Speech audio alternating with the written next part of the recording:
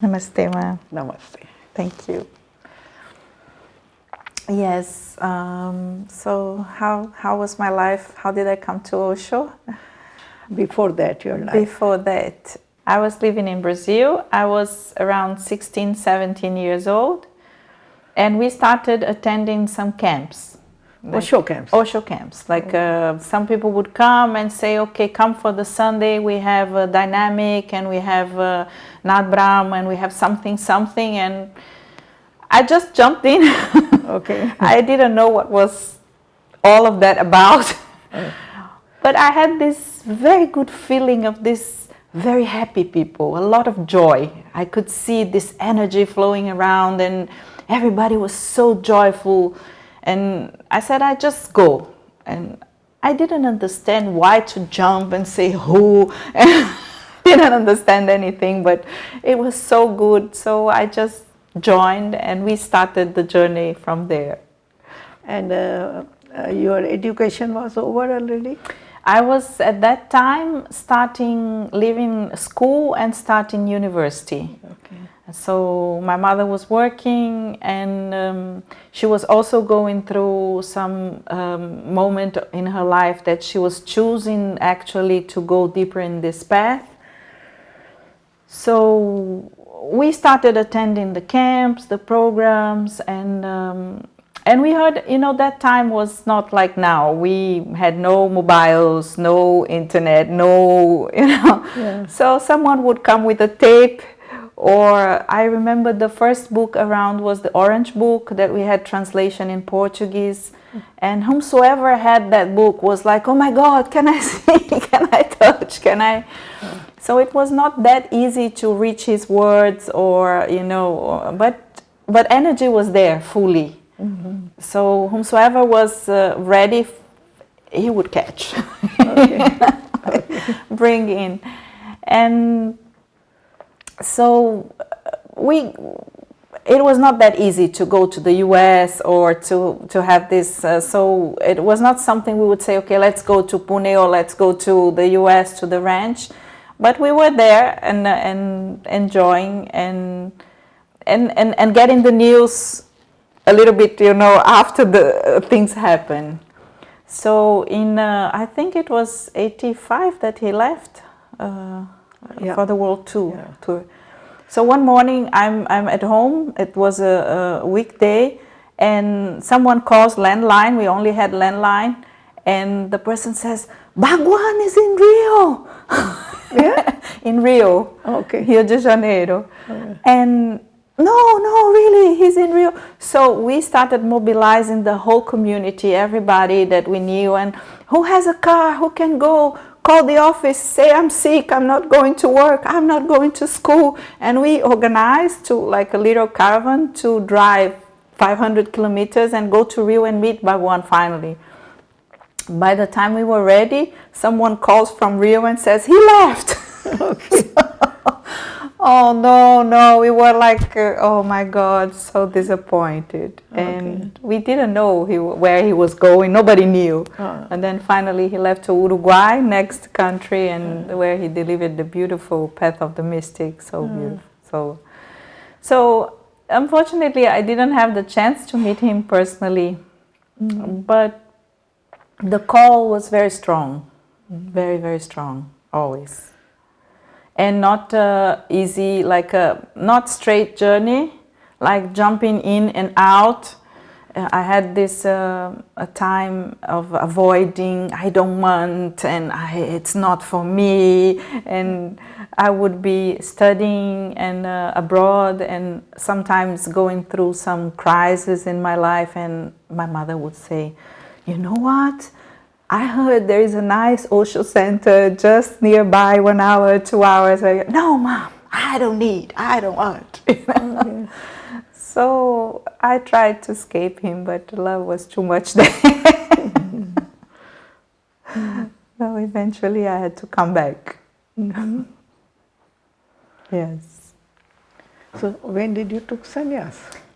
So officially, Yes. Officially, I took sannyas when I came to India, to Pune, in 1999. Okay. Then I got my name and I got my mala.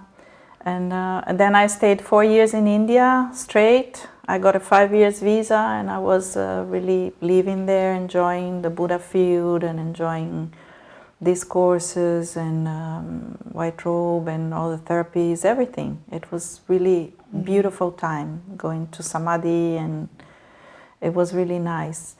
But when I went back to see my mother in Brazil after these 4 years, and she said, you know what? I was organizing things around and I found this. And she shows me this mala made by myself of plastic beads and Osho picture, and which I cut from one magazine, black and white, keyring. And from that time, when I was 17, and I wanted so much to join and to be with Osho, at that time Bhagwan. And I made that mala, and I used to jump around the house when nobody was there and dance madly in the house with my mala. And it had 145 beads because it had to reach the belly button. Okay. So I didn't know, but so maybe Master granted me with a little bit more techniques. Okay. So I remember this discourse from Osho that he says that when we take sannyas, we do this little ceremony, and it's like a milestone that marks your, a ceremony to say, okay, now you choose the path of meditation, now you choose to commit to your own spiritual growth. And this is what I ask, your commitment only, you don't have to abandon anything. But he said that, I remember he saying that the real sannyas will happen between me and you, and you will know when it's happening. It's something very intimate between master and disciple. So I see that it happened that when I was 17, and then there is this path we go, and then I came finally in the 2000s. So in Pune you joined groups? Yes. What groups did you do there? Wow, I think I did everything. I did, at that time in Pune, end of the 90s, still we had the multiversity, and we had still the schools, the mystery school and the centering school and the creative arts school. So first year and a half, I was trying a little bit of everything, like to find my own... As Osho says, the door. Your door, maybe sometimes your door is movement, maybe it's creativity, maybe it's watching, maybe it's, So I did a little bit of Sufi groups and some therapies, primal, and I did a Mira painting group many times, like I really enjoyed. That was a big discovery on my path, like this creativity. And also the centering arts groups like Tai Chi Chuan and many things. And then from the second year, I did also a lot of body work, like rebalancing and all the, the healing and craniosacral training. And that time it was very beautiful because people would have more time. And also, so you have the time to really be there and sink into the process, and not just I remember Osho saying that one of his discourses, he said, do your work, clean the house, get ready for the guest. And let me come and I will do my work, because the real work will be the transformation through meditation, nothing else. So we had that time to sink in and to allow things to come and take a breath and meditate, and the process will settle. And so it was very beautiful experience, very deep meditation, very good. Did you do mysticals also there? Yes. You did mysticals? Yes, I did. At that time, I think they were doing in Samadhi, inside Samadhi. I enjoyed very much. It was a beautiful process. Mystic Rose for me is one of the, it's really, how you say that in English, it's a high-tech, high-tech meditation and therapy. It's, for me, it's right at the edge of both, yeah? And it's so perfectly designed and contained to the process, to the transformation process, that I don't think we need much more things than that. Because you don't actually need to explain the entire time what's going on. Yeah, it's going on. Acknowledge, let it be, and go through it. Yeah, and then yeah. So you were like going back to Brazil, again coming to India. Yes. It seems you like India more. Huh? Mera pyara Bharat. This is my country by heart. We can choose by heart. Yes, I enjoy India very much. After these 4 years in Pune, I was around my early 30s, and I realized that I received too much. I was too much overwhelming with whatever was coming, and I was not ready for sitting silently and watching the grass grow by itself.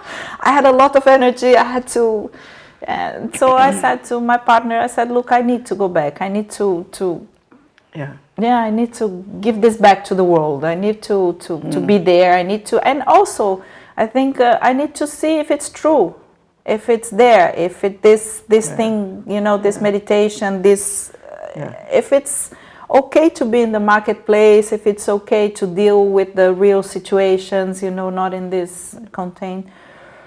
So I started going to India, and during this almost 20 years, I'm going every year from India and spending like 3-4 months here. Sometimes twice a year I come, sometimes once a year. And I still do the meditations, I still do the groups, and I think it's a path, and we honestly, I think we go through many things in this journey with our master. And for me, it was like this. Some periods I wanted to be on my own and see if I can deal with that. But then suddenly I realized about 10 years ago or 8 years ago, I said, I want to be in the Buddha field again. I need this, and it's good, and it's very supportive for my growth, and it's my tribe. I really, and it's they speak my language. It's my master is there in that country. So I said it's okay. It's a choice as any other choice. You can choose this or that, but I choose this consciously. I want to be in India, so I keep coming back.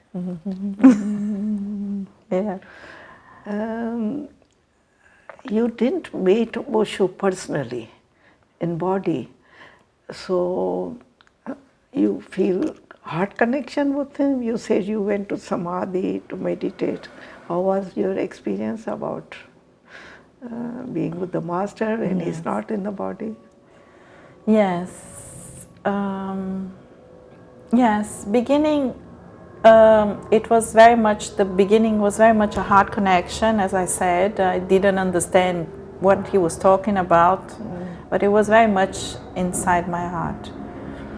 And then when I came to India, for about 1 week, I was going to Samadhi every day and crying. I couldn't stop crying. And regretting why I didn't come before, why I didn't take the effort, why. And then suddenly things went to this Shanti place. And I realized that it doesn't matter if he's in the body or not in the body. It's really a strong connection inside. I was always asking myself about watching, the Indians around me and this quality that this country has of bhakti. Surrender is much easier here in the sense of it's okay to go to the feet of the master, and we in the West have this kind of resistance. Yeah. So I think it was 2006, I think, or 7. I said, look, I have to see this living master. So I started traveling around India. Okay. And searching for the living master. Okay. Yeah, because I wanted to see this sentient energy in the body to see if there was a difference. Okay. And I met a few people. I had some connections. I did the Guru Market. Okay. It was fun traveling. But it was funny as it is. The quality of my meeting with Osho inside was so strong, and that was my reference. So for me, it was like people would ask me, but how do you know if this is the right master for you? How do you know if this is... And I said, look, if anyone gets me as Osho got me, fine, take me, I'm yours. Okay. I had this very strong experience inside. And that was very true for me. Okay. Like this true love, and so eventually I said, okay, I wait and see what happens. And I started moving back to, where I should been. And again, I do think the Buddha field is very helpful for this connection. I would say that people should experience this if they have a chance. Because, for example, in this place where we are, we have so many Osho lovers, from the heart and from different timings. So people can feel this flavor of melting in this. And I do think this is a very transforming experience for your, whatever is your inner journey, if it's long, if it's short, if it's... Would you like to share the experience of your mystic rose you did this time? Yes. Yes. So I'm not doing mystic rose very, very frequently. Like I do it. There is no rule, but when I feel it's needed, I come. And you shared there were some deaths in your family. Yes, and so I went through this 3 years were very hard years for many people, including for me. Yeah? I lost many people in my family. I lost my brother, 2 uncles, not exactly on COVID, but after that. And I had to take a lot of responsibility in my life that before I didn't have, and it was tough for me. And also not being able to mourn and cry and go through the process in the right time, because I had to be there, I had to be present, I had to do the things I had to do. So coming to India and to do this mystic rose was really a process of getting in contact with this pain mostly. Like I'm not very much a person that has a problem with laughing. But I really wanted to go deep into the pain. Okay. So what I did was I was going to Dynamic, was very supportive in the process.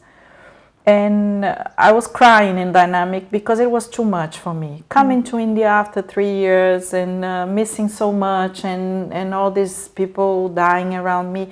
Also dealing with the death process of myself and the beloved ones around. So you say, oh my God, everybody's going. Now I have to look at death. I have to acknowledge that it's going to happen. It's happening. And so I went through, and it was wonderful, wonderful, wonderful. Like it touched me in very deep places, and I also felt it was much fluid, in the sense of this time I was not expecting so much from me. Do it right, go and laugh, go and cry, go and be very silent. I was very much relaxed on what was coming, and it was amazing. It was just... Thank you. so many seekers, Osho lovers are coming to him, and they just read him or see him on the YouTube. So what message you would like to give them? I think, well, first I think it's, don't miss the opportunity. This is a very rare opportunity. I realize maybe I didn't meet Osho personally. They're coming now. It's the right time for them to come. But what happens is we are living in a very fortunate time that we have direct access to the Master. Yeah. No one is telling us what the Master said. Yeah. The Master himself is telling us. We have the recorded videos, we have Hindi discourses, we have English discourses, we have his meditations techniques, we have so many things available. So it's not that because he's not here. Sometimes I think by the time when Buddha was around, 500 years after, someone said, Buddha said that, Siddhartha Gautama said that. Now we don't need that. Osho is there in front of you and he's telling you what he wants to tell you. So it's a very fortunate time. Like if I would say anything, I would say do it while your fire is burning. Don't wait for the time when okay, now I'm retired, or now I go brahmacharya, or now I go praying, or now do it now, because whatever is after that is ananda. It's just bliss. It's a bonus life. Yeah. So yeah. You were leading some therapy in Pune also? You were doing? In Pune, I was leading in the West, in my country. Okay. Yeah, I was doing some work there, sharing. I did a lot of trainings and a lot of things. So you learned hypnosis also. Also hypnosis. Right now, I'm doing. I enjoy very much cranial sacral sessions. I give. I think it's very good. Some breathing sessions I like to give because it gives this flow again of the energy. And I work with some therapies that we call the codependency, to our inner child and all this that we gather from, our shame, our guilt, our abandonment. That is always a hindrance in the, and combined with the meditation and some body work. And I enjoy very much art. Art is where, my creativity goes. So I was leading this art therapy Mira groups in Brazil. And also after that, I got trained in Gestalt art therapy, like with a proper certificate in the West. And so I think it's very nice because it gives a bypass to the mind. It goes straight to your unconscious. The message is there. You say many things, and then you look at the expression from the your inner core, and says, "Aha!" So it's not that. Okay. So it's fun. It's fun to try to help and guide a little bit and help in this process. So yes. Anything more, if you remember? I don't know. It's just so much. Thank you. I'm so full of gratitude of this. When I come here and I'm in India, and I say to my friends, it's I call it the factor India. Yeah, everybody gets stressed, India, and then the food, and then spicy, and then too many people, and then slowly India has something for you, and it has this motherly thing that everything can come in, and there is space for everything, and it's true, it's there. And we have this feeling of grounding, like the feeling I get in India is I might be nobody, because there are zillions of people and things happening around, but there is a belonging to the right place. You are here because existence put you here. And that very thing makes you relax inside and accept and say, that is fine. You know, it is okay. And this is very beautiful. So I have a lot of gratitude for what this country and these people and my master gave. Thank you, Dwari. Thank you very much, Ma. Yeah, it was a really touching story you told, and many will get inspired by it. Thanks a lot. Thank you. Thank you. Thank you.